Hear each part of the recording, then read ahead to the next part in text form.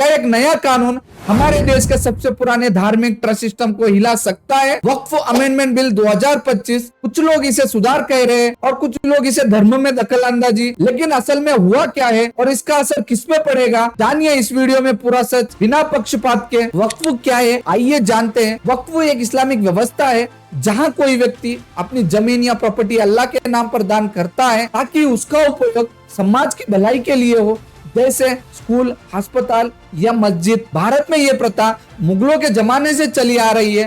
British काल में इसे कानून का रूप मिला और फिर आजादी के बाद इसके लिए बनाए गए हैं वक्फ बोर्ड। लेकिन विवाद कैसे शुरू हुआ, आइए समझते हैं। समस्या तब शुरू हुई जब इन वक्फ बोर्ड पर भ्रष्टाचार के आरोप लगने लगे।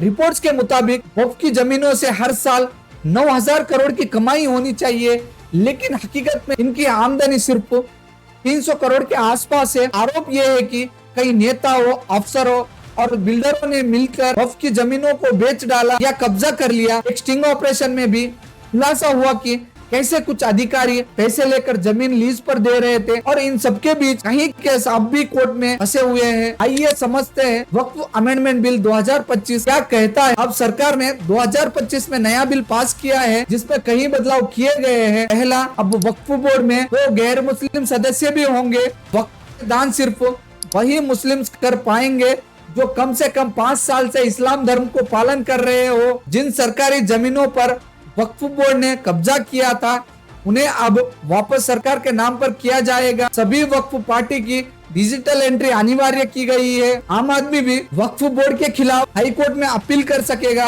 कई मुस्लिम संगठन और विपक्षी पार्टियां इस बिल को धार्मिक मामले में हस्तक्षेप मान रही है। इससे मुस्लिम समुदाय के धार्मिक आजादी पर असर पड़ेगा। कुछ लोग डर रहे हैं कि सरकार धीरे धीरे वक्फ बोर्ड की स्वतंत्रता खत्म करना चाहती है। तो सवाल ये है, क्या यह बिल देश हित में एक जरूरी कदम है या फिर एक नया राजनीतिक खेल है? आपका क्या मानना है? कमेंट में अपनी राय जरूर बताइए।